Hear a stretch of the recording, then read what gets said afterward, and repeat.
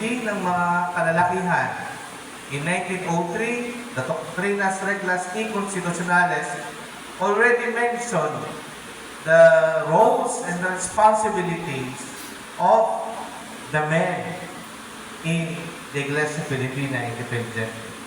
Also in the 1947, especially in the 1977 Constitution and Canon, malinaw naman ano yung gawain. Kaya in 1981, ay nagkaroon po ng National Laymen of the Philippine Independent Church. At yung LIFI, as I remember, kasintanda po yung LIFI at saka yung LIFI noong 1999. Ayan po si Kuya Noel, LIFI pa kami. Kasi yung, kami yung bumuo ng Constitution and Bylaws ng LIFI. Pero at that time, nabuo na rin yung LIFI. Ayaw lang po pumayag ng mga WOPIC kasi very futuristic siguro yung kanilang isip dahil kung naaprubahan LIFI, YIFI, at Wi-Fi or Wi-Fi.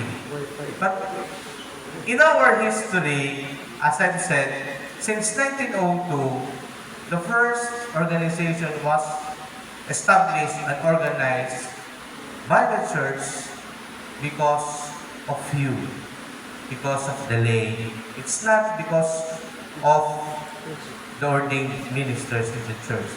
Dahil sa kasaysayan naman po, ang nagtatag ng simbahan ay mga lay. Ang mga laymen, mga laborers. Kanina may binabasa ako about the Union Obrera Democratica. At 95% na umattend ay mga kalalakihan. Kaya napakalaki ng inaasahan ng simbahan sa inyo po, mga kalalakihan. And I think, ilan yung nag-register ngayon? More than 200? Yung WOPIC po kasi kahapon, nandun ako, 303 sila. Yung YIFI, andun ako kaninang umaga, 130 sila. Kayo po ay 209. 209. Sa mga mahihilig kong tumaya, 29. And I think, ito yung isa sa mga mararami o madaming umattend. Dahil sa Boracay? Hindi po I think. Because I think, kaya po kayo naririto because of the church. Because of the IFI. And in our gospel, mabasag pa itong salamin ko. Malayo pa naman ako sa Escoda, doon mura ang salamin.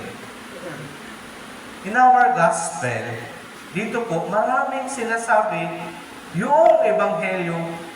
Una, tungkol kay Kristo. Sino ba si Kristo? Kahit yung mga alagad niya, nagtatanong, sino ka ba talaga? Sabi niya, una, I am the way, the truth, and the life. Karaniwan, narinig mo natin yan sa misa. Karaniwan daw, kung sinasabi, ako ang daan, ang katotohanan at ang buhay. Kapag daw mayroong inililibing, sabi ni Bishop. Pero hindi po yun para doon sa mga patay, actually. The statement that Jesus Christ is the way, the truth, and the life is for us. Para sa atin. Nakilalanin siya na siya ang totoong daan. Kasi sabi ng iba, sila daw yung tamang daan. Sabi ng iba, sila yung dating daan.